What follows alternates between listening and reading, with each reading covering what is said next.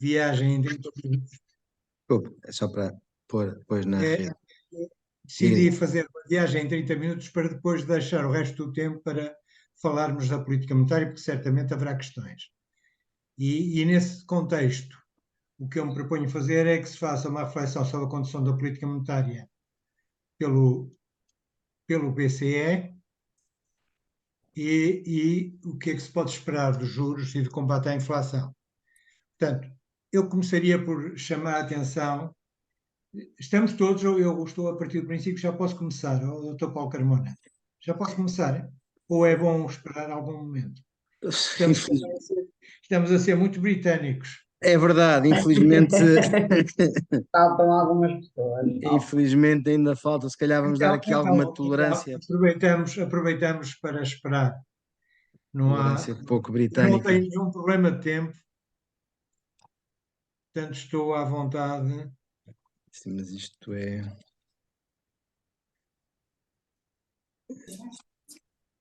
Estamos, se calhar, a esperar aqui mais 2 ou 3 Esperamos minutos. algum tempo, sem problema. Ver uma coisa, Sem pôr problema. umas coisas no uso. Pôr uma coisa para não te atrapalhar. Não, mas só estou a ouvir.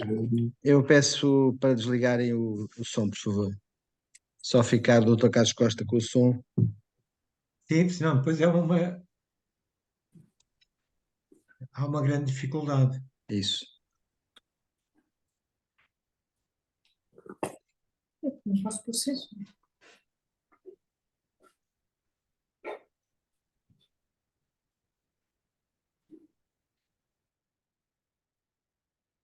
Talvez dizer aos colegas presentes que eu pedi ao Dr. Paulo Carmona para distribuir aqueles 2 textos, porque o assunto é mais vasto do que aquilo que eu posso abordar e não queria de forma nenhuma que ficasse algum mal-entendido sobre matérias sobre as quais já tenho opinião formada.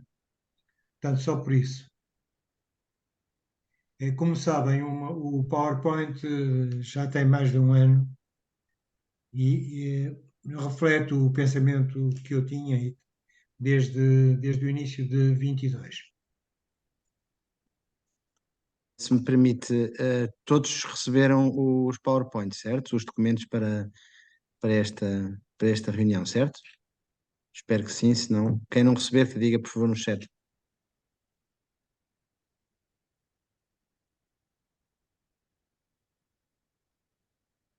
Podemos começar então. São mais Podemos começar? um minuto, Então sim, vamos sim, começar. depois fica. Tá, obrigado. Vamos começar. Bom, o que é que eu me proponho fazer? Eu proponho caracterizar o que se passou ao longo dos últimos 3 anos em função do que se vinha passando na década de 2010 a 2020, porque é importante para perceber o que se passou e as dificuldades com que estamos confrontados. Mas antes disso, eu gostava de fazer 2 observações prévias, que são as seguintes. Os preços têm que ser devidamente considerados, porque são o grande instrumento de distribuição de rendimento numa sociedade assente na livre iniciativa, assente no mercado e assente na democracia. As sociedades autocráticas distribuem o rendimento por várias vias, uma delas é os preços, mas os preços também são determinados pelo autocrata. O segundo elemento que eu gostava de salientar sobre os preços é que os preços são o melhor difusor dos ganhos de produtividade. Os preços, aliás, à concorrência, é o que faz com que todos nós beneficiemos de uma inovação num setor, num qualquer setor. Isto, aliás, é a grande vantagem de quem conhece o capítulo 1 de David Ricardo, onde ele demonstra como os preços funcionam de forma distributiva. Também são eles que são decisivos na validação da inovação e da transformação económica e social. Se os preços não permitem validar uma inovação ou uma transformação económica e social, significa pura e simplesmente que a sociedade em causa e os agentes em causa estão a trabalhar ao arrepio da história e ao arrepio da transformação necessária. Mas também são, e isso é muito importante mencionar no caso da sociedade portuguesa, a tentação do poder político e também do poder económico, porque é através dos preços que se exerce o poder extrativo de uma sociedade. O Estado exerce o poder extrativo quando fixa preços e os fixa usando o seu poder. O Estado usa o seu poder extrativo quando privilegia grupos económicos ou quando não exerce a sua função de promotor da concorrência aberta. E, portanto, temos que perceber que, através dos preços, há um elemento importante de distribuição de rendimento, mas também um outro elemento que pode ser perverso, que é a distração desse mesmo rendimento a favor de setores sociais, a favor de grupos económicos ou a favor de determinadas, inclusivamente determinadas regiões. A segunda observação que eu gostava de salientar é a seguinte: é que o presente surto inflacionista é muito, muito particular na história dos surtos inflacionistas do século passado e deste século. Primeiro porque é um surto inflacionista que surge logo depois de um processo deflacionista que corresponde aos anos de 2010 a 2020, em que nós tivemos a utilizar a política monetária para estimular a procura agregada e para evitar que se entrasse num círculo vicioso de deflação e quebra do produto.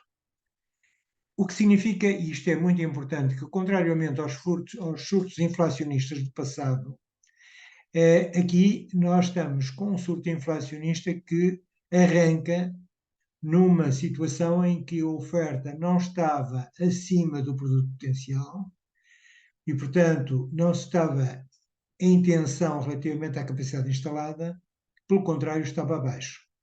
Em finais de 2019, e nessa altura ainda fazia parte do Conselho de Governadores, a nossa preocupação era injetar liquidez na economia, manter os juros baixos, na expectativa de que e estimular os bancos a emprestar às empresas, na expectativa de que o investimento e o consumo privado suportassem a retoma da economia e dessa forma repusessem a estabilidade nominal. Isto é uma situação completamente diferente dos surtos inflacionistas anteriores, porque nos surtos inflacionistas anteriores o que se passava é que a procura fazia pressão sobre a oferta, mas a oferta estava a nível daquilo que se poderia chamar o produto potencial. Portanto, estava a trabalhar para além do ponto de equilíbrio de médio e longo prazo. A segunda singularidade deste surto inflacionista, e isso vamos ver a seguir, é que resulta de uma contração da oferta que é determinada por fatores sanitários e geopolíticos. Ou seja, é um surto inflacionista que não resulta da dinâmica económica em si, mas resulta de fatores externos à dinâmica económica. E depois a terceira particularidade é que este surto inflacionista ocorre a partir quando ainda estávamos a cuidar de fazer a estabilização macroeconómica face à pandemia, através do apoio ao rendimento das famílias que tinham sido afetadas pela pandemia e através de uma política monetária que tinha sido muito acomodatícia para apoiar as empresas. Para lhes dar uma imagem, e sabem que eu gosto muito de imagens, eu costumo dizer que nós estávamos naquela posição do caçador que vai à caça de lebres e de um momento para o outro sai em voo um bando de perdizes. Mal tivemos tempo de alinhar a arma com o alvo, porque foi preciso mudar a alçada e alinhar para o objetivo. Portanto, essa é uma questão importante para nós percebermos a dificuldade que foi a transição de uma política de combate à deflação em 2020 para uma política de combate à inflação a partir de 2021. E também para explicar porque é que houve alguma dificuldade em interpretar os sinais que resultavam da evolução dos preços no mercado e da situação conjuntural. Então, vamos começar por o desafio da política monetária entre 2010 e o primeiro trimestre de 2020. Como se lembram, o primeiro trimestre de 2020 foi aquele em que se declarou a pandemia. A pandemia já era conhecida em finais de 2019, mas basicamente na Europa e em Portugal foi em março de 2020 que a pandemia assentou, digamos, arraiais em termos de problema sanitário.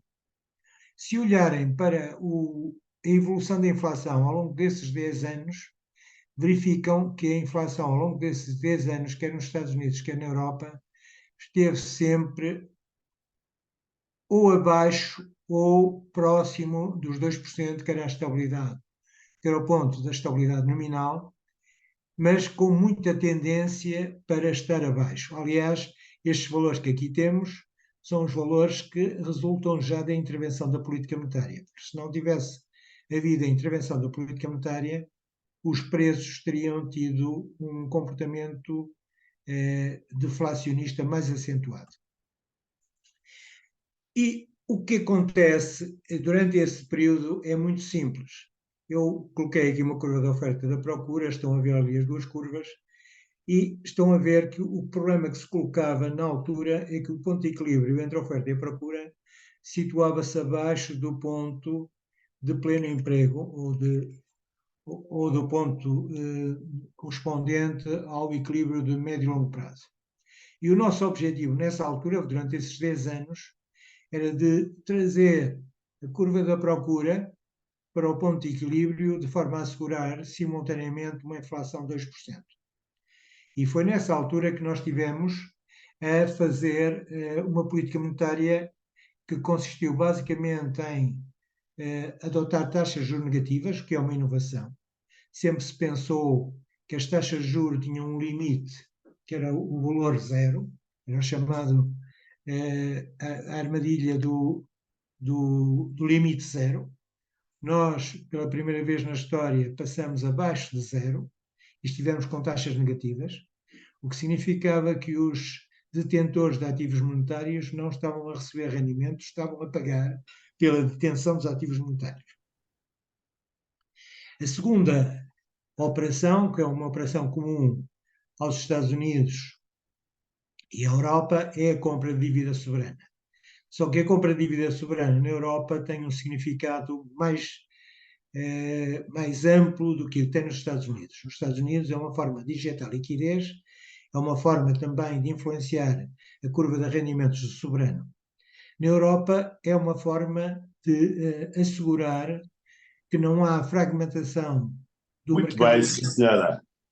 da fragmentação do mercado do euro, porque como as taxas nacionais são fixadas tendo o soberano nacional como referência, não basta haver uma política monetária única. Exatamente.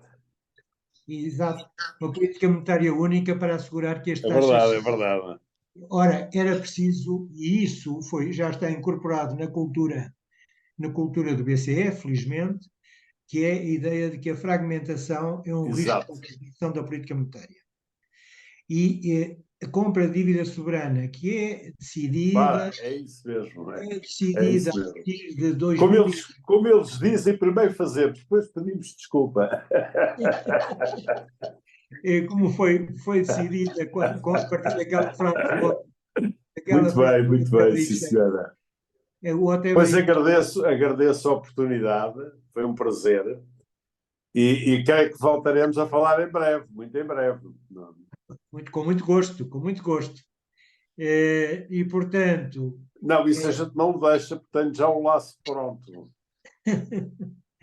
Portanto, a compra de dívida soberana foi muito importante. E depois a injeção de liquidez no sistema bancário. Nós não temos ideia, mesmo em Portugal, Estou a ouvir, diz.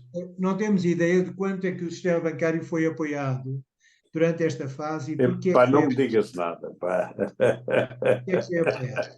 O sistema bancário recebeu o equivalente... não me digas nada que isto... a 25% do PIB em termos de liquidez. Pois, é que isso de facto é terrível, porque, Paulo aliás, Carmona, curiosamente, eu hoje estive tens a ler que um mandar artigo há calar bocado, já não sei que as revista, pessoas, senão o que Carlos não consegue falar. dizia, Obrigado. bom, É o e José agora Matos, quando é que vão o José ser Matos é que está a falar algo. movimentos femininos Bom, mas e o o montante período, de estrangeiros a praticar desporto na categoria feminina, eles, barra elas, vão ganhar os desportos todos. muito bem. É Bom, uma, Não é? é uma conversa paralela. E mostrava uma nadadora, de facto, bem completo, mas com os músculos que fazia inveja a qualquer um de nós. Não é? muito bem. Portanto, Ó Paulo, tens de desativar o som.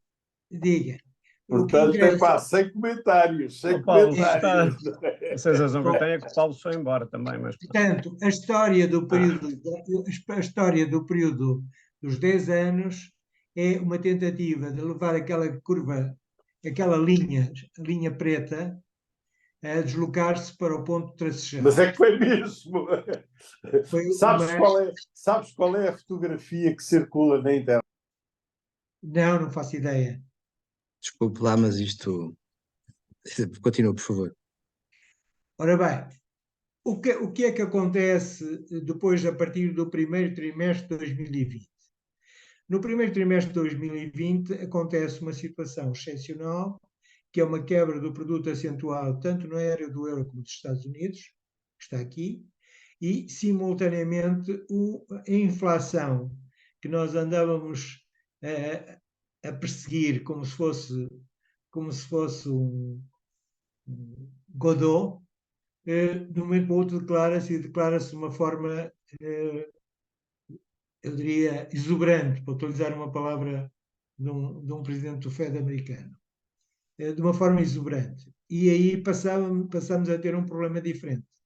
Só que na primeira fase dos anos 2020, 2021, o nosso grande problema era a curva azul, porque tratava-se de segurar a atividade económica.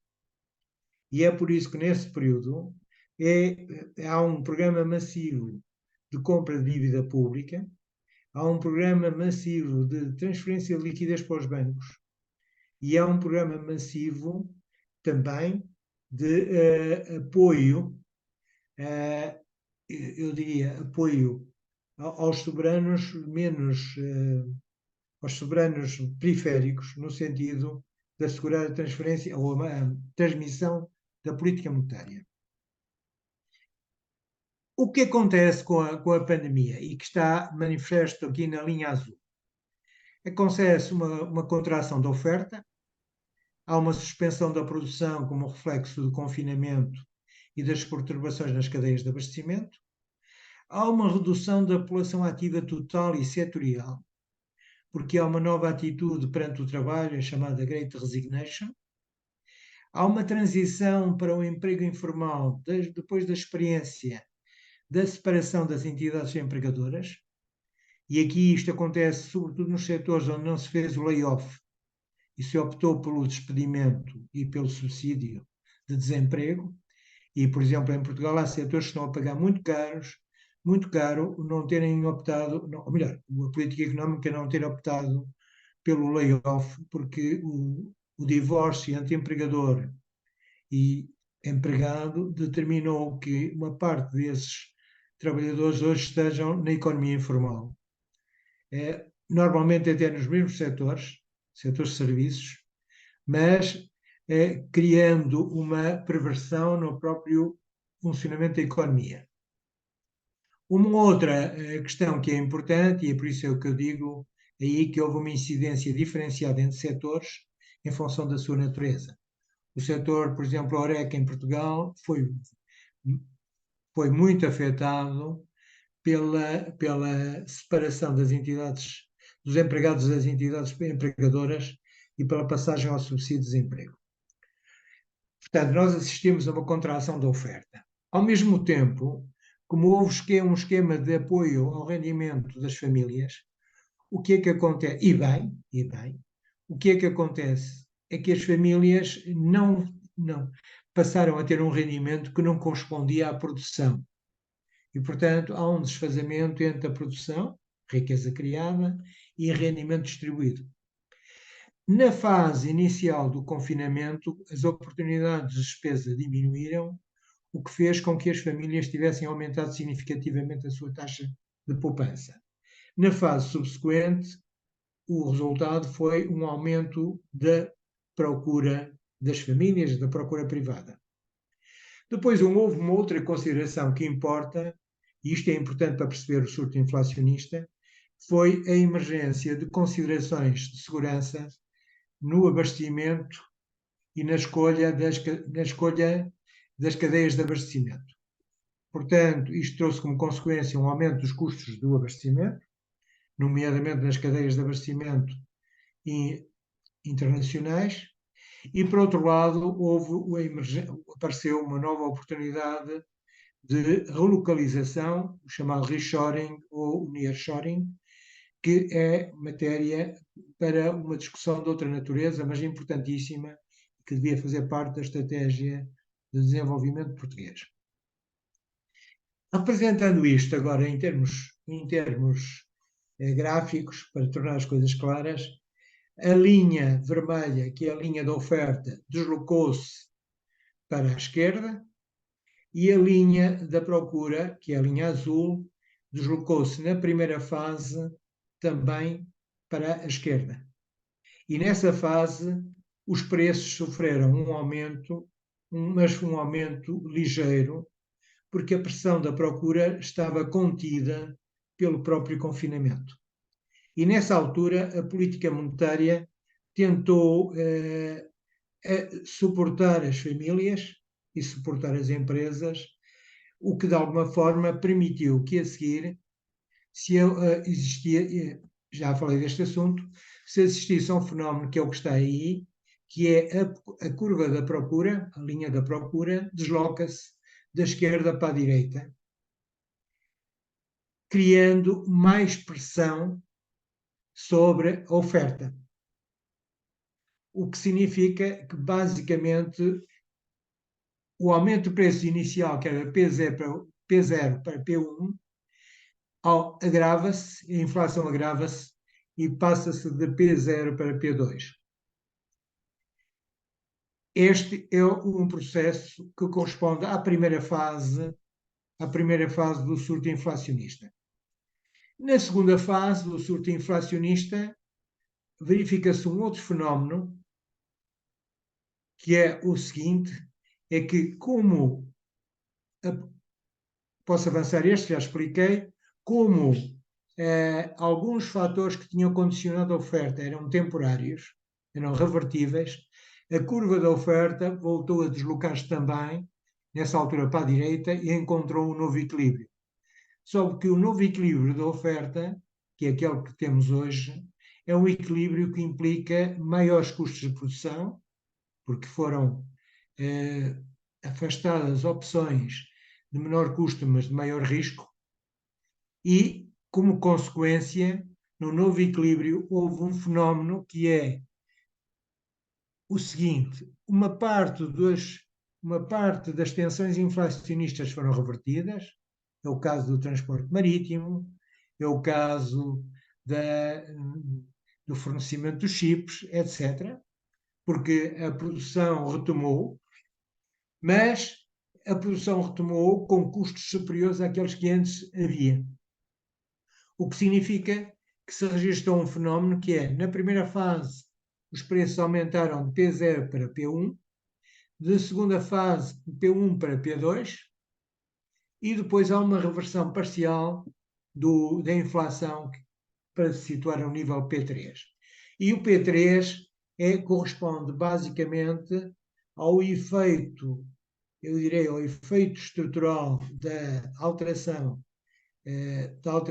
geopolítica, da alteração do modelo de globalização e também ao efeito estrutural que resulta do facto de as preferências dos consumidores, dos trabalhadores terem alterado e isso condicionar tanto a curva da procura como a curva da oferta. Ora bem, neste momento o que nós temos é uma inflação declarada, a partir deste momento, uma inflação que tem que ser combatida. Este problema é agravado pelo facto de que, simultaneamente, há um agravamento dos termos de troca da maior parte dos países que não são produtores de energia, e aqui a exceção são os Estados Unidos, que, sendo produtores de energia, vão beneficiar de uma melhoria dos termos de troca. Porque é que isto é importante? Eu tenho aqui os termos de troca nos principais países: Portugal, Euroárea, Reino Unido e Estados Unidos. Porquê é que isto é importante? É importante porque os termos de troca uma redução dos termos de troca significa pura e simplesmente que o bolo de rendimento nacional ficou mais pequeno. E, portanto, para além da distribuição de rendimento se fazer num contexto de inflação, o bolo a distribuir reduziu-se e, portanto, agravaram-se os conflitos em torno da distribuição do bolo. O que significa que qualquer um dos agentes económicos procura recuperar o nível de rendimento anterior, mas não é possível recuperar o nível do rendimento anterior todos, porque o bolo é mais pequeno. E aí a grande diferença com os Estados Unidos, onde, por força da evolução dos termos de troca, o bolo aumentou. Num quadro em que o bolo aumenta, é muito mais fácil fazer uma política de combate à inflação do que no quadro de um processo em que o bolo se reduz. Porque a inflação gera um processo de recuperação de rendimento perdido. Se o agente está a tentar recuperar o rendimento perdido, mas algum desse rendimento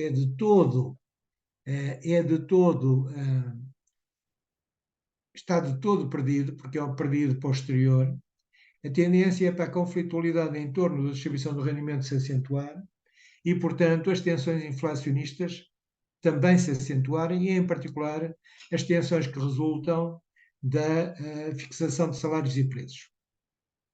Este é um problema que pode resultar, se a política monetária não atuar a tempo, pode resultar em efeitos de segundo grau que se tornam cada vez mais, eu diria, cada vez mais entranhados no tecido económico e tornam a política monetária difícil e, sobretudo, difícil de aceitação. Um ponto que eu gostava de falar também é de que este aumento de preços não foi igual para todos os Estados que participam na União Monetária, os Estados da zona euro. Como veem, há países, nomeadamente os bálticos, que tiveram um surto inflacionista muito mais acentuado do que em Portugal, ou Espanha, ou Luxemburgo. E isto tem uma importância, porquê? Porque, sendo a política monetária única, ela não tem necessariamente sensibilidade, nem pode ter, às situações de tensão inflacionista nos mercados nacionais. A nossa situação está manifestamente alinhada com a média, mas percebe-se que a política monetária do BCE para países bálticos, por exemplo, ou até para a Holanda, é difícil de ser, eu diria, difícil de deixar de ser acomodatícia. Tende a ser acomodatícia, apesar de ela, na média da União Europeia, ser restritiva. Um outro ponto que eu gostava também de salientar é o seguinte: é que o que se passou ao longo deste período deu lugar a um aumento dos lucros unitários e um aumento de lucros unitários maior do que o aumento dos custos salariais unitários. A razão por que isto aconteceu tem sido objeto de algum populismo.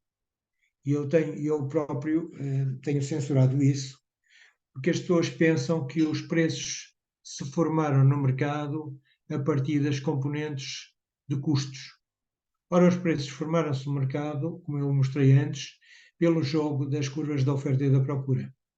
O que acontece é que os setores onde se manifestaram maiores limitações da oferta e, portanto, mais pressão da procura, tiveram a possibilidade de beneficiar de aumentos de margens de lucro, e isso está claramente demonstrado num quadro que aparece aí, em que se mostra, para já esta é a demonstração de que os lucros foram os grandes ganhadores deste surto inflacionista, mas sendo ganhadores não significa que foram a causa.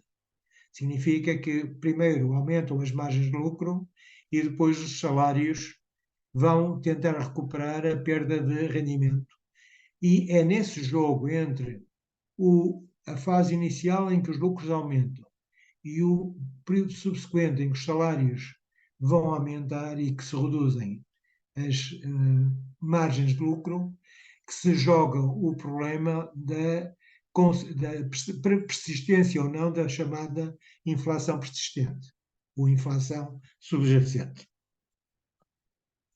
Mas voltando aqui aos setores, vê-se claramente que os lucros unitários se manifestaram onde?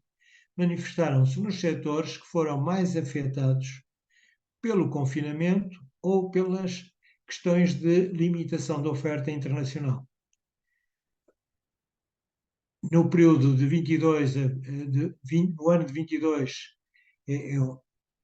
há setores que aparecem já a beneficiar das margens de lucro, e isto tem a ver com o fenómeno de deslocação, e eu vou lá atrás para mostrar que nós não podemos esquecer que a curva da procura se deslocou para a direita, e ao deslocar-se para a direita colocou pressão sobre a oferta, e ao colocar-se pressão sobre a oferta determinou um aumento de preços. Quem é que vai beneficiar em primeiro lugar desse aumento de preços? Naturalmente, o produtor, sob a forma de margens de lucro. Só na fase subsequente é que os salários vão recuperar através das negociações salariais. E, portanto, na primeira fase, os trabalhadores perdem rendimento real e as margens de lucro aumentam. Na segunda fase, há uma contração das margens de lucro, isto supondo que o exercício de catching up dos salários segue, há uma contração das margens por contrapartida a um aumento dos salários. Essa contração de margens, aliás, vai acontecer em qualquer caso também na fase subsequente por força da restrição da procura induzida pela política monetária. Portanto, voltando ao ponto onde eu estava, vê-se aqui claramente que este período foi um período que trouxe aos setores, sobretudo aos setores que foram mais afetados pelas questões do lado da capacidade instalada e do acesso ao mercado internacional, um aumento dos lucros no período até o primeiro trimestre de 22, mas depois, quando se libertou o poder de compra que estava acumulado na poupança, todos os setores beneficiaram, porque todos os setores beneficiaram do aumento de preços, que é consequência de um aumento generalizado de preços, que é, por definição, o surto inflacionista. O que é que importa salientar? É que esta situação de inflação é uma situação que coloca a política monetária em dificuldades, porque não pode garantir a estabilidade, isto é, uma inflação em torno de 2%. Porquê é que a inflação em torno de 2% é a inflação desejável? Porque é o nível de inflação que permite o ajustamento dos preços relativos, e é o ajustamento dos preços relativos que permite aquelas características que eu iniciava no princípio, a propósito, vou lá buscar, a propósito do papel dos preços, é através da variação dos preços relativos que se difundem os ganhos de produtividade, é através da variação dos preços relativos que a inovação e a transformação económica e social se produz, é através da evolução dos preços relativos que uma pessoa que trabalha no setor de serviços beneficia tanto da inovação na área digital como beneficia o trabalhador que está na área digital, porque ele vai beneficiar através do preço, do aumento do preço relativo daquilo que produz quando transformado ou convertido em preços dos setores inovadores. Portanto, a colocação do objetivo dos 2% como um objetivo de estabilidade nominal uma colocação que tem a ver com duas questões fundamentais. Por um lado, não interromper a variação dos preços relativos, porque se interrompermos a variação dos preços relativos, dada a rigidez dos preços a entrar em terreno negativo, variação negativa, interrompe-se o próprio processo, o próprio metabolismo económico, o metabolismo económico que permite a transformação e a inovação, mas também, se a inflação estiver acima de 2%, introduz incerteza e altera as condições de decisão de investimento. O valor de 2%, como dizia um colega meu, é aquele valor da inflação que as pessoas não consideram inflação, mas que permite que todos os ajustamentos na economia se produzam. Ninguém se preocupa com uma inflação de 2%. Com uma inflação de 4% já se preocupa. Uma inflação de 4% já gera fenómenos de catching up, já gera conflitualidade social. O que significa que, neste momento, se nós quisermos voltar ao valor dos 2%, nós temos que conseguir contrair, limitar a procura, mas o limitar a procura não é suficiente num contexto em que a oferta está longe do ponto de equilíbrio e do ponto de equilíbrio que corresponde, digamos, a uma situação de pleno emprego. Portanto, nós precisamos simultaneamente hoje de atuar do lado estrutural através do aumento da produtividade e simultaneamente do lado da procura através de um ajustamento da procura ao nível que corresponde ao potencial de produção. O ideal é que o potencial de produção se alargue para acomodar uma procura superior e o ideal é que essa procura superior resulte de uma Está a geração falar de rendimento. com esquemas, portanto, ainda não está na discussão. Portanto, a questão agora que se coloca é, qual é o grau de restritividade da política monetária? Em que medida é que a política monetária permite ajustar a curva da procura a uma situação que garanta a estabilidade nominal? Ora bem, nós ainda estamos na Europa com taxas de juros reais a 3 meses negativas, ao contrário dos Estados Unidos. A nossa taxa de juros real não entrou ainda em terreno positivo. Ela entrou em terreno negativo, como podem ver ali, em 2011. Há ali uma bossa, que é na curva azul, entre no final de 2010, que corresponde a um período em que foram tomadas decisões de política monetária que hoje, a posteriori, nós sabemos que não foram as melhores, porque foram manifestamente procíclicas, agravaram os problemas da época, mas depois disso as taxas de juros reais mantiveram-se negativas na tentativa de evitar a deflação e a estagflação, claro. Se compararmos os valores da taxa de juro real ex post, o crescimento do PIB e a taxa de inflação, o que é que nós verificamos? Nós verificamos duas coisas. Primeiro, o crescimento do PIB registrado entre 2021 e 2022 é basicamente o efeito de recuperação da queda registrada no ano de 2020-21 por força da pandemia.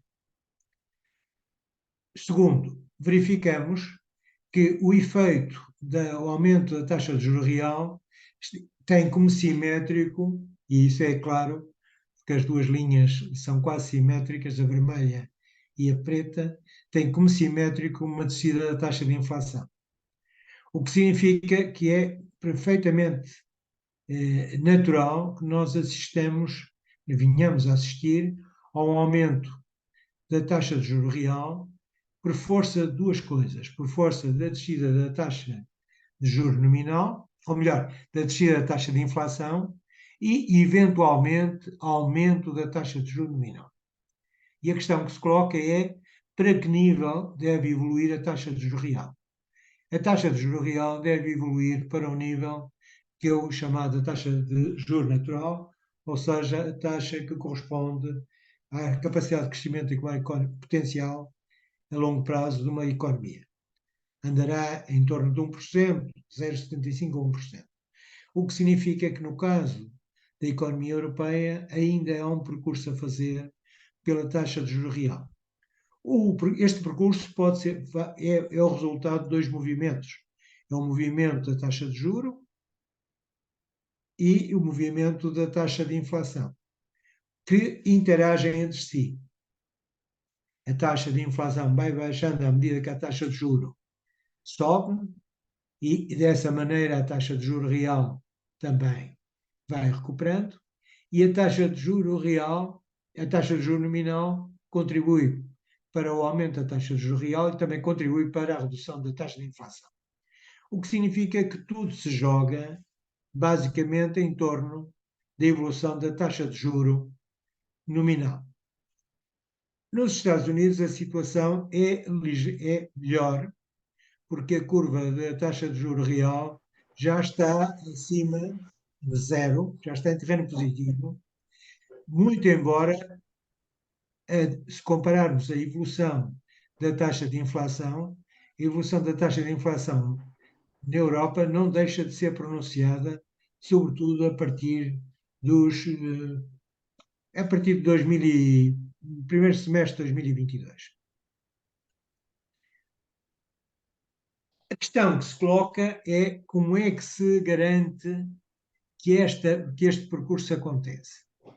E o garantir que este percurso, que esta linha, que esta trajetória acontece, vai depender muito da forma como evoluir a chamada inflação subjacente. E a inflação subjacente tem a ver, fundamentalmente, com a dinâmica de salários e preços.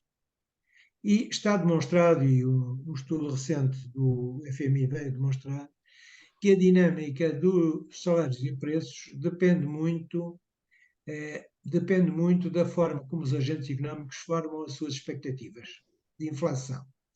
E, por sua vez, as suas expectativas de inflação dependem muito do tempo que vivem com a inflação. Quanto mais tempo vivem com a inflação, mais tendem a apoiar-se, a formar as suas expectativas com base no passado e não com base naquilo que são os objetivos do Banco Central. O que significa, basicamente, que a formação de salários e preços tende a entrar em choque com a política monetária e, entrando em choque com a política monetária, vai exigir uma política mais, eu diria, mais dura, mais forte de aumento de taxas de juros. Ou seja, dito de outro modo, o custo do ajustamento é tanto maior quanto mais tempo o Banco Central levar a ajustar as taxas de juros nominais. Porque se não ajusta rapidamente, a tendência é porque os agentes económicos, em vez de tomarem a inflação esperada como determinante das suas decisões, tomam a inflação passada como determinante.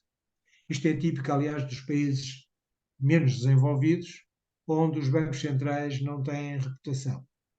E, portanto, a grande questão, o grande dilema que se vai colocar ao Banco Central Europeu e aos meus ex-colegas é basicamente saber quanto tempo é que acham que têm para desativar uma bomba relógio que é a dinâmica dos salários e preços. Eles vão ter que a desativar se ela se armar. Agora, o custo de desativar essa bomba relógio é muito maior, porque significa basicamente contrariar uma dinâmica social de recuperação de rendimento por parte dos trabalhadores e de recuperação de margens de lucro por parte das empresas.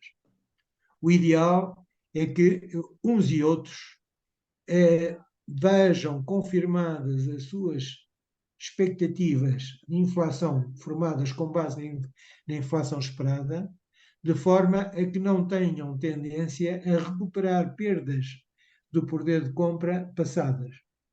Tanto mais quanto, se essas perdas de poder de compra passadas forem associadas, são definitivas, forem definitivas, associadas à perda de termos de troca, não, sendo definitivas, nunca são recuperáveis.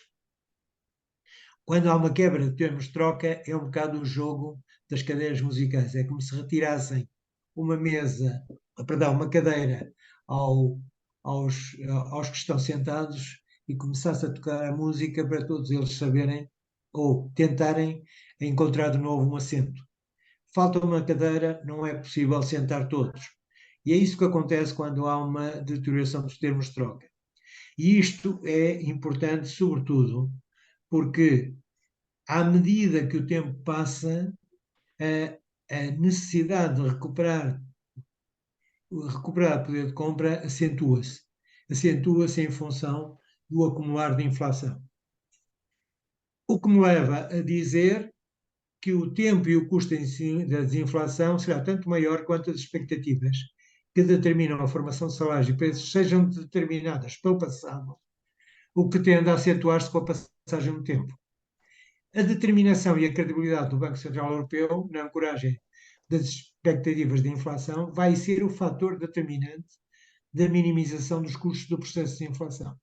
Se o BCE anunciar objetivos de inflação que não são tidos em conta para a fixação de salários e preços, ele vai ter que agir de forma mais determinada na política monetária, de forma a interromper a dinâmica inflacionista, a espiral inflacionista de salários e preços.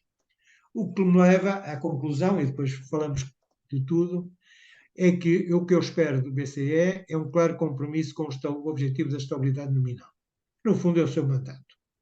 O que significa que ele tem que minimizar os riscos dos efeitos de segunda ordem, que são os que resultam da espiral de salários e preços, encurtando o tempo de ajustamento de forma a assegurar a prevalência das expectativas de inflação esperada e que essas expectativas se assentem nos objetivos da política monetária e que essas expectativas prevaleçam sobre expectativas geradas a partir da inflação passada ou registada.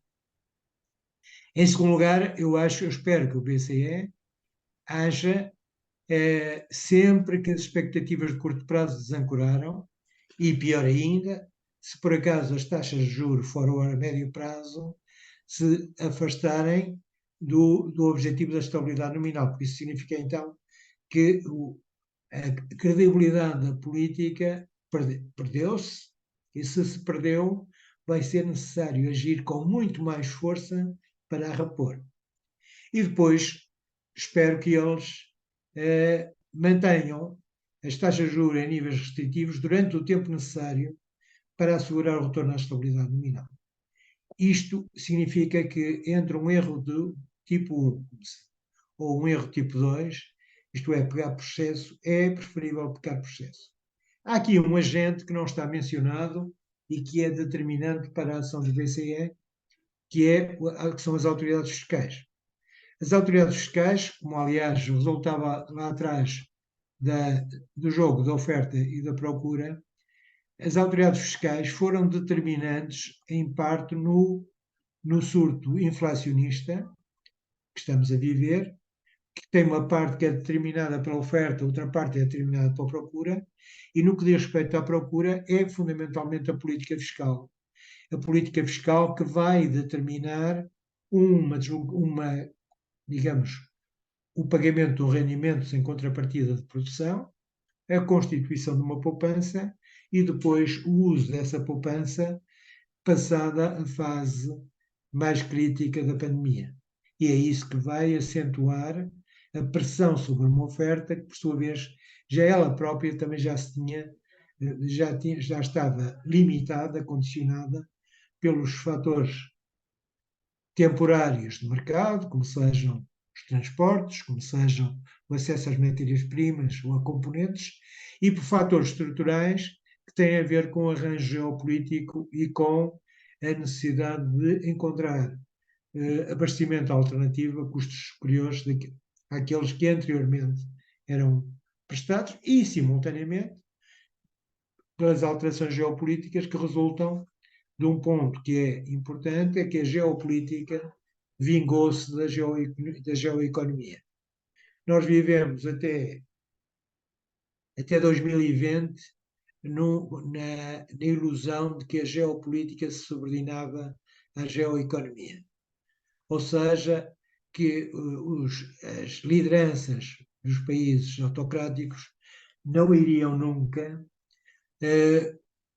digamos, perturbar as suas relações económicas com os países democráticos, porque colocariam num prato da balança digamos, o ganho político e noutro prato da balança a perda económica. Ora, o que nós estamos a verificar hoje é que as autocracias trabalham com outros parâmetros e que a curva de preferência do autocrata não é a curva de preferência ou a preferência revelada do autocrata não é a preferência revelada da sua população. E, portanto, se for necessário impor um sacrifício a uma população para se afirmar como potência, falo-á, mesmo que isso resulte numa perda de rendimento e numa perda de qualidade de vida da sua população, perda de bem-estar. Esta é uma alteração substancial que faz com que a globalização que vamos viver a partir de agora não seja mais a globalização que vivemos até há pouco tempo. Vamos passar de uma globalização assente na maximização da eficiência, e, portanto, significava produzir tudo ao menor custo, no local onde era possível produzir esse menor custo, para uma situação em que vamos produzir ao menor custo, dado um nível desejado de segurança. O que significa que a segurança tem um preço, o que significa que os custos assegurados à segurança vão deslocar a curva da oferta para a esquerda. Isso significa naturalmente, e este era o ponto que estava adiante, significa naturalmente que só se pode ultrapassar isso, a alteração da geopolítica e a subordinação da geoeconomia à geopolítica, através de políticas estruturais que permitam recuperar pelo aumento de produtividade a perda de eficiência que resultou da fragmentação, eu não digo desglobalização, eu digo da subordinação do processo de globalização a um processo de afirmação de potências regionais e de afirmação de poderes geopolíticos. E com isto acabava, portanto, a minha visão da inflação neste momento é uma inflação completamente diferente de todas as que vivemos, e isto explica, e este é o último ponto que eu gostaria de mencionar, explica uma coisa que intriga alguns dos economistas, e há boas trocas de mensagens, nomeadamente o Dr. Ricardo Reis e o Blanchard. O Ricardo Reis tem uma posição, ou eu tenho uma posição, como se queira, próxima, temos posições próximas, que tivemos ocasião de falar. Tem a ver com a dimensão da recessão associada a este ajustamento da inflação, a esta redução da inflação. Dado que nós estamos abaixo do ponto de equilíbrio de longo prazo, dado que não estávamos com uma utilização de capacidade acima desse ponto de equilíbrio, o que nós estamos a fazer, o que temos hoje, é a possibilidade de ajustar a inflação por contração da procura, sem ser necessário contrair a oferta, porque a oferta já lá está. Isto é, e a oferta só estaria acima desse ponto se tivesse havido um período prolongado de inflação. Se tivesse havido um período prolongado de inflação, é natural que com o aumento das margens de lucro tivesse havido um aumento do investimento, e esse aumento de investimento gerasse, quer em termos de emprego, quer em termos de equipamento investido, gerasse uma capacidade instalada superior àquela que resultava do ponto de equilíbrio. E nesse contexto funciona a curva de Phillips, porque nesse contexto A política monetária aperta, há libertação de mão de obra, há redução de utilização de capacidade e vamos levar a economia para o ponto da taxa de desemprego natural, ou eu prefiro dizer, para o ponto de equilíbrio de longo prazo entre a oferta e a procura. Mas nós não estamos aí. Nós estamos numa situação que, se a inflação for atalhada a tempo, não precisa de produzir grandes danos sobre a economia real, e por isso é que não há uma recessão manifesta à vista, porque é apenas um ajustamento do lado da procura e não um ajustamento do lado da oferta. Se houver um ajustamento, quando houver e se houver um ajustamento do lado da oferta, então os custos do ajustamento serão superiores àqueles que temos hoje. Era isto que eu gostava de lhes dizer, é a minha visão do assunto, e para resumir, como viram da distribuição desses 2 documentos que eu enviei, eu situo-me do lado dos que entendem que ter dúvidas, primeiro, dos que entendem que todo o fenómeno inflacionista é temporário, mas é temporário por força da ação da política monetária. Na ausência, ou melhor, com uma política monetária acomodatícia, todo o fenómeno inflacionista se autoperpetua, como mostram os países da América Latina. Portanto, quando os gestores dizem um fenómeno é temporário, ainda bem, porque significa que acreditam que o Banco Central não vai perder as rédeas, não vai libertar as rédeas do cavalo da inflação. A questão já não é saber se é temporária, é quanto tempo. Porque quanto mais tempo durar, mais custos tem. Custos, porque significa basicamente que as perdas de rendimento real se vão prolongar durante mais anos.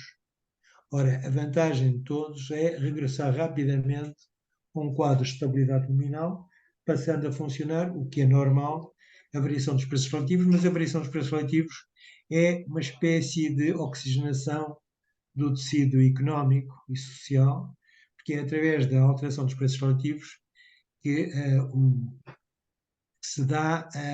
que se gera o metabolismo económico, são através dos preços relativos que o que é novo se afirma, é através dos preços relativos que aquilo que corresponde a uma vantagem social da inovação e do aumento da produtividade abrange mesmo aqueles que não contribuíram para nada, como sejam os que estão na área dos serviços, onde não há nenhum aumento de produtividade.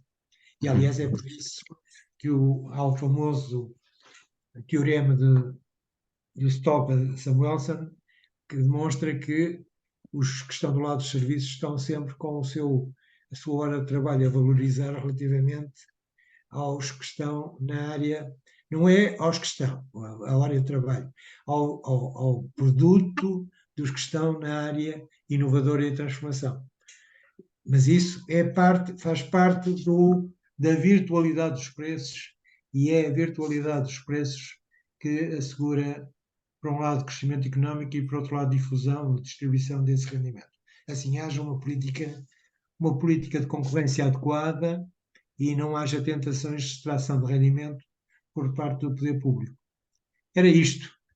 Ok, muito obrigado, Dr. Carlos Costa. Muito obrigado. Vamos abrir aqui para o debate. Posso fazer algumas questões, aqui 20 minutos.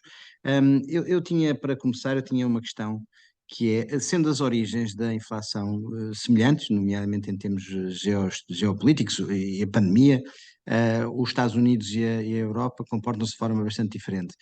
O combate da Fed tem sido mais agressivo, nós estamos atrás da curva, não é? Atrás dos acontecimentos, como enfim, infelizmente tem acontecido muitas vezes.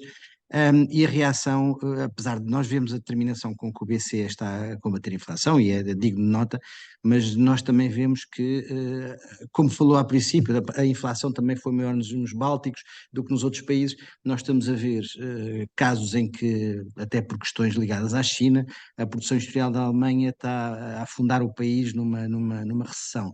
Portanto, até que ponto é que a determinação do BCE em combater a inflação, aliás, como isto é sistémico, ou seja, acaba por ter enfim, inflações diferentes conforme os países e recessões e crescimentos. Os Estados Unidos não, nós vimos ontem a taxa de 10 anos aos 5%, tivemos uma economia em franco crescimento e a Europa aqui a sobrar também, enfim, ligado também às questões dos petróleos, como o Soutor apontou bastante bem.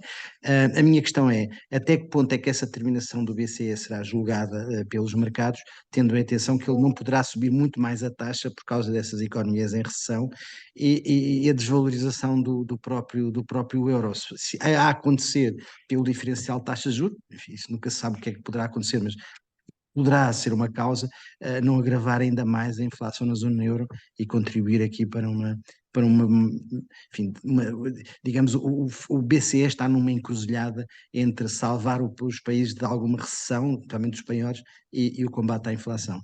Eu deixava essa questão para refletir.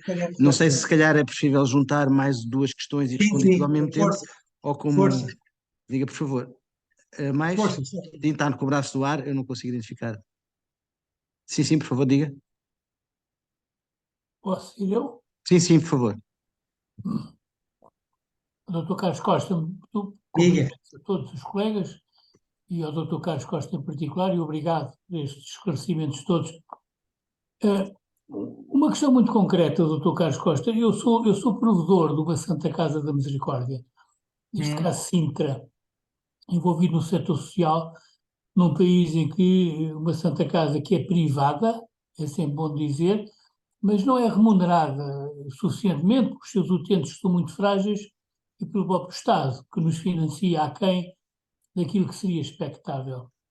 O que é que uma Santa Casa como a minha pode esperar do futuro, Dr. Carlos Costa? Não vai ser fácil, presumo eu. Não, o problema é que o problema da Santa Casa é o problema de todos os prestadores de serviços ou produtores de bens públicos, e eu acho que a saúde é um bem público e a assistência é um bem público, que não encontram do lado da sociedade e do Estado que a representa o reconhecimento do papel que lhes cabe na sociedade. Eu vou ser muito preciso. Eu tenho uma visão sobre a discussão orçamental que é totalmente diferente daquela que anda na praça pública. Como economista, eu não tenho que, como cidadão tenho, mas isso é como eleitor. Como economista, eu não tenho que estar a tomar posição sobre, digamos, a composição de políticas que constam ou que informam a elaboração do orçamento e que têm expressão financeira no orçamento. Mas como economista tenho, sim, 4 questões a pôr a um orçamento. Um orçamento é um ponto numa trajetória da intervenção do Estado no seu poder de império e na forma como financia esse poder de império. E também no seu papel de prestador de serviços e fornecedor de bens públicos. E as 4 questões que eu acho que é importante e vão ao encontro daquilo que está a mencionar são as seguintes. Primeiro, um orçamento, ou o que é que representa o orçamento do ponto de vista da sustentabilidade financeira. A mim não me importa saber se ele tem excedente ou tem déficit. O que me interessa saber é se o saldo do orçamento e, sobretudo, se o leque de políticas que lá está é possível de continuar a ser financiado no futuro. Portanto, se é sustentável financeiramente. Dizia-me alguém há pouco tempo que o Ceausescu tinha reembolsado a dívida da Roménia noutros tempos, sacrificando grande parte das políticas públicas nessa época. Isso não é a solução, porque isso leva a outro problema. É que, para além de ser sustentável financeiramente, ele tem que ser sustentável em termos político, ou melhor, em termos político-sociais. E a sustentabilidade política ou social significa não só assegurar que ele é financiável em continuidade, mas que, além disso, fornece à sociedade os serviços que são necessários para salvaguardar a sua coesão. Porque uma das preocupações que tem que ter o Estado é o de assegurar a coesão da sociedade. E a coesão da sociedade anda em torno do conjunto de bens públicos que fornece e de funções que desempenha. A educação, a saúde, a justiça, etc., são parte desse processo de sustentabilidade político-social. Ora, a sustentabilidade político-social passa por funções que têm a ver com a coesão social, tem a ver com a saúde, tem a ver com a educação, tem a ver com o ambiente de inovação e, portanto, com o Sistema Nacional de Inovação, e eu tenho que saber se a sustentabilidade financeira se compagina com essa sustentabilidade. Eu não tenho que, como economista, não tenho que dizer que é preciso mais A ou B. Eu tenho que dizer é que aquela trajetória que ali está mencionada é sustentável no sentido que socialmente vai ser validada e não vai gerar uma ruptura social. Depois, o terceiro indicador que para mim é essencial é o da eficácia. Ou seja, é preciso levar a carta à Garcia. Não basta eu ter o dinheiro no orçamento, ter anunciado uma política, é preciso depois que essa política se materialize. E, por último, o último critério é o da eficiência. Há aqui um elemento importante que interage entre a sustentabilidade sociopolítica ou sociedade e a sustentabilidade financeira. É que a sustentabilidade sociopolítica é o que permite assegurar que há crescimento potencial. E o crescimento potencial é o que permite assegurar depois o financiamento das políticas. Portanto, eu não posso ter uma visão pontual de um orçamento, eu tenho que o enquadrar do ponto de vista destes 4 parâmetros. Depois, eu costumo dar um exemplo, um orçamento é como uma sala, um salão.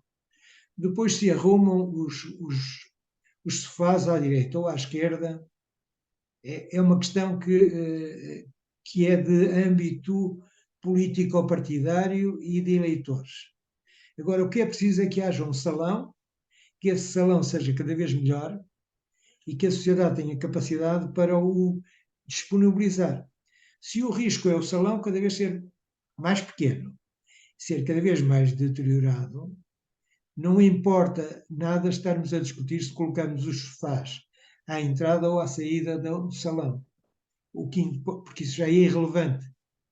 E, portanto, o que eu gostava muito de ouvir discutir era isso. Ora, isto tem a ver com o papel do Estado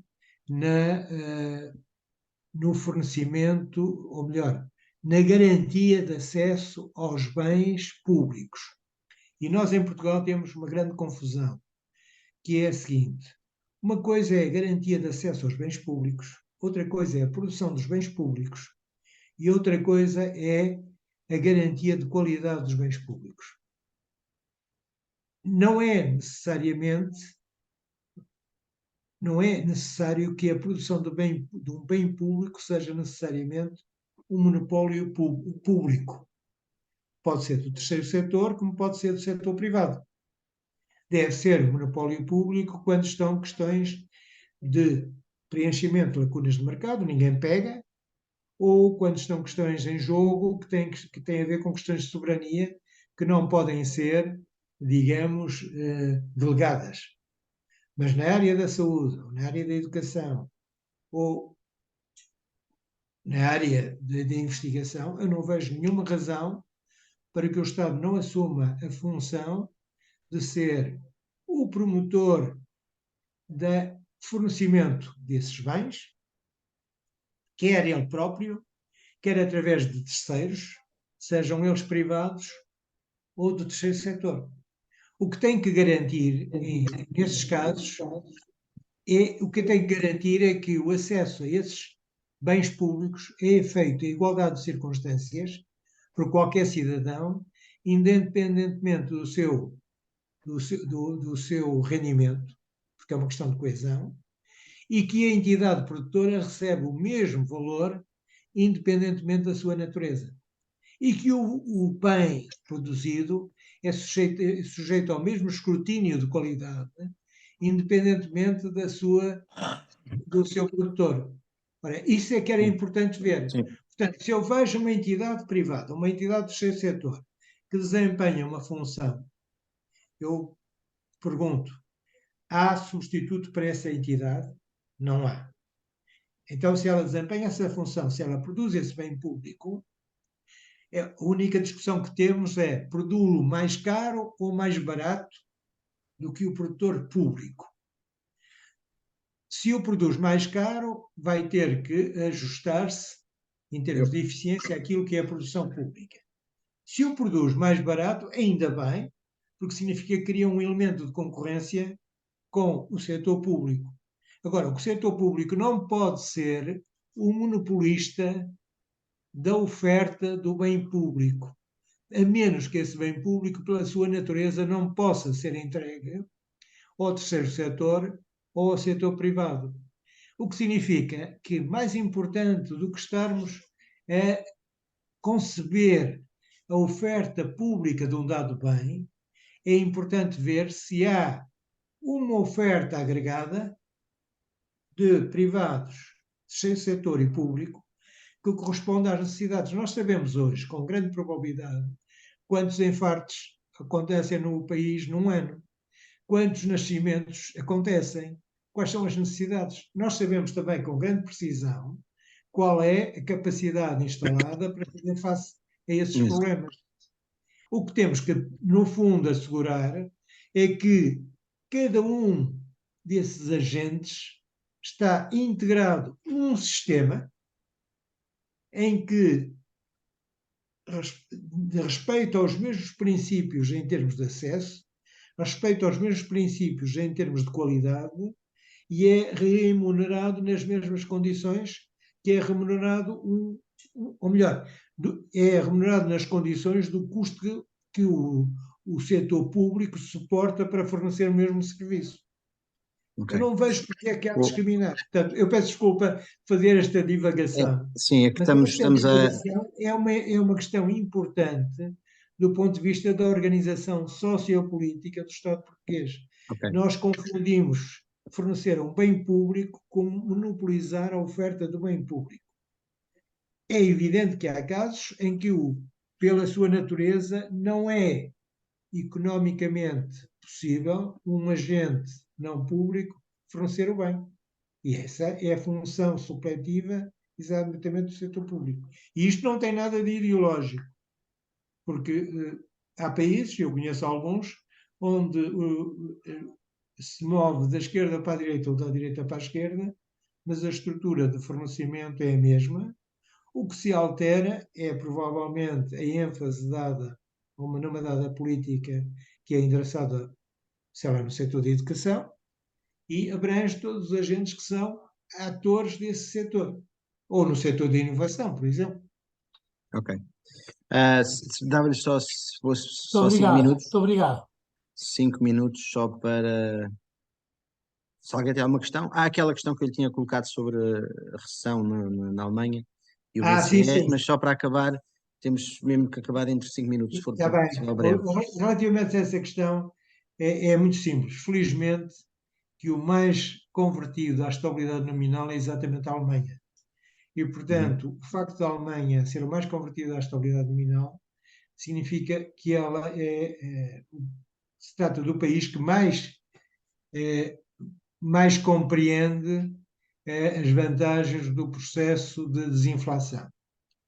Por outro lado, eles são os primeiros a compreender que o problema com que estão confrontados não resulta da política de combate à inflação, resulta de um problema de ajustamento de placas tectónicas que é subsequente ao facto de que a geopolítica se sobrepôs à geoeconomia. Okay. Os alemães cometeram eu só acabo com isto, a grande ingenuidade foi de pensar que sociedades autocráticas iriam ponderar as questões, as opções no domínio económico com os mesmos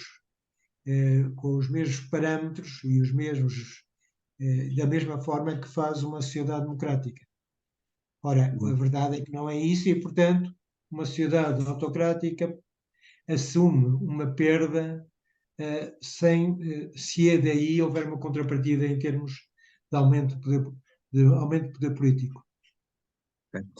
Uma pergunta muito rápida, só Tomás, 1 minuto para uma resposta de 3 minutos. Muito rápida, Dr. Carlos Costa, muito obrigado. Uma pergunta muito rápida. Dada esta pressão inflacionista, um alívio fiscal não é aconselhável. Isto que ninguém nos ouve aqui.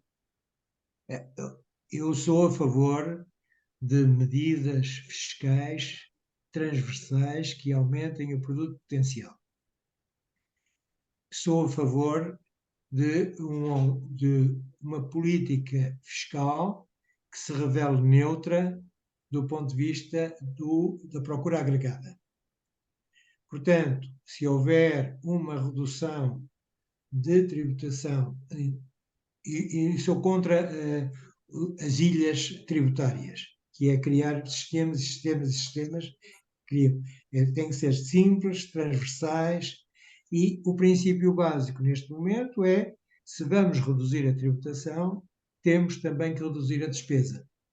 E reduzir a despesa de forma a não criar uma situação em que estamos basicamente a soprar a fogueira do lado fiscal e a lançar água do lado da política monetária. Era um contrassenso. Eu não posso estar a tentar limitar a procura pela via da política monetária e a estimular a procura pelo lado fiscal. Aliás, o grande problema com as medidas de combate à pandemia foi o facto de elas serem genéricas e não terem acudido exatamente àqueles que precisavam, porque foram feitas em nome da coesão social, e muito bem. Como, aliás, devem serem feitas em nome da coesão social qualquer medida que vise, por exemplo, limitar o impacto dos aumentos das taxas de juros, por exemplo. Agora, devem ter duas visões, duas coisas presentes.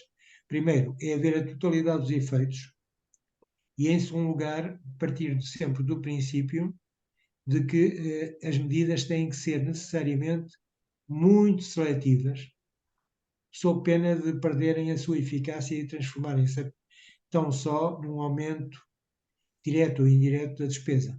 Muito obrigado, mas não partilho publicamente que não convém agora haver um alívio fiscal.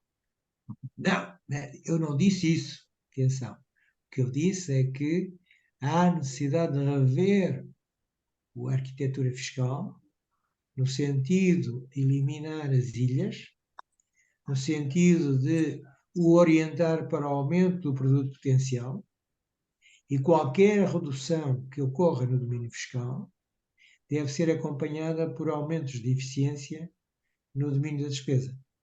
Porque a qualidade da despesa é tão importante como a qualidade da tributação.